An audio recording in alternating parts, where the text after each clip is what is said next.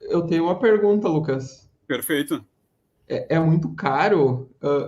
tipo, iniciar ou fazer algo básico, assim, em realidade aumentada, digamos, algo inicial, assim, eu precisaria de um investimento muito caro em equipamento, algo nesse sentido, assim, seria muito oneroso financeiramente para iniciar com a realidade aumentada? Então, na verdade, esse conceito que a gente tem, que acabou se criando, de que tu trabalhar com questões tecnológicas, principalmente as relacionadas à realidade aumentada e também à realidade virtual, dentro da educação ou dentro de qualquer que seja contexto industrial relacionado ao marketing, relacionado à arquitetura, a gente tem e vem carregando uma ideia de que esse processo ele pode ser um pouco oneroso, porque ao longo da história a realidade aumentada ela foi se alterando bastante. Diversos cenários foram contribuindo com que, por exemplo, hoje em dia a gente tivesse a possibilidade de inserir a realidade aumentada dentro da sala de aula. E por que eu falo isso? Porque há um tempo atrás, a realidade aumentada, se a gente jogar no Google, por exemplo, o histórico da realidade aumentada, a gente vai ver que a realidade aumentada ela existe, né, dentro do contexto tecnológico desde 1980. Então ela vem há bastante tempo, só que lá atrás, o que a gente precisava para fazer com que a realidade aumentada acontecesse? Era geralmente em um espaço fechado e tu teria que ter uma ferramenta muito específica e cara, bastante rústica, perto do que a gente tem hoje em dia, mas muito cara. Se a gente procurar, inclusive, a gente vai ver que eram uns óculos assim que as pessoas vestiam, que eles eram presos aqui na cabeça, e atrás desses óculos tinham assim ó, coisas que hoje em dia são inimagináveis, da quantidade de ferramentas e de computadores que eram necessários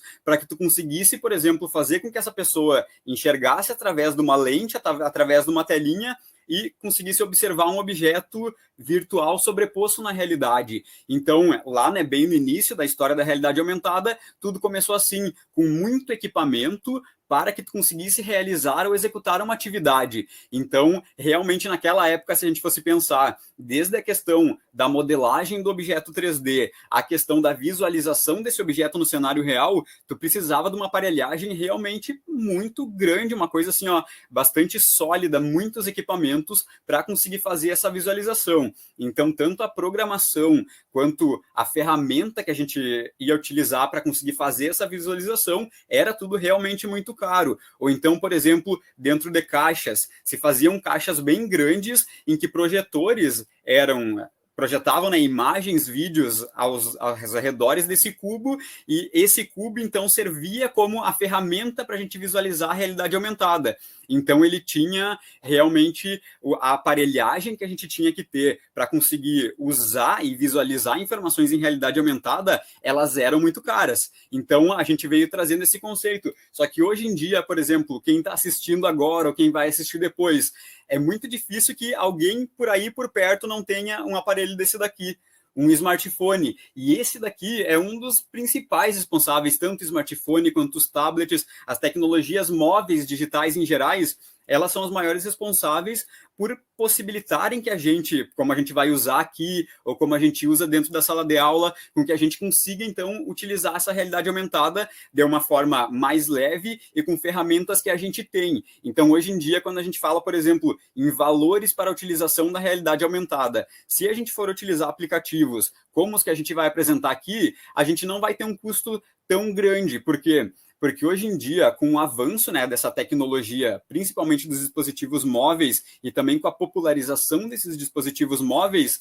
praticamente, por exemplo, no ensino médio. Claro que tem escolas que têm contextos bem específicos que a ferramenta ela pode não estar disponível, mas na maioria, né, dos contextos das escolas, os alunos eles possuem um telefone celular, possuem um smartphone, porque ele é uma ferramenta básica, né, uma ferramenta de comunicação, como a gente pode ver aí no período que a gente estava no remoto, né, uma ferramenta de interação, foi por muito tempo, será, né, principalmente a partir de agora, uma ferramenta também de estudo. Então, o custo que estaria atrelado à utilização dessa realidade aumentada de uma forma mais básica, ele hoje em dia a gente consegue inserir em vários contextos dentro da educação e principalmente na educação básica de maneira gratuita, considerando que os alunos vão ter essa ferramenta, né, que seria o smartphone, ou então que a professora tenha o smartphone, que a professora tenha o tablet. Então, tem um custo aí na elaboração desses aplicativos, só que hoje em dia, como a gente vai ver, a gente consegue encontrar muita coisa disponível nas próprias lojas dos aplicativos dos smartphones.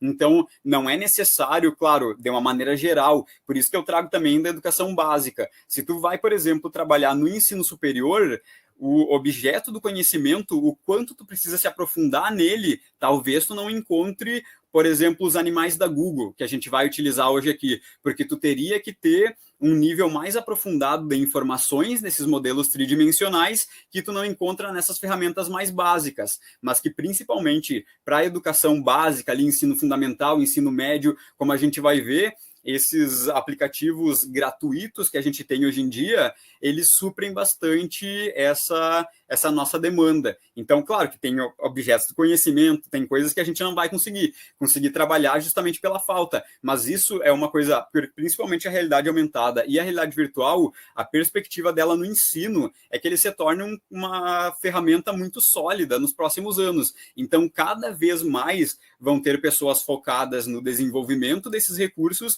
Então, a perspectiva é que a cada ano a gente consiga mais e mais recursos de maneira gratuita para o trabalho com a realidade aumentada.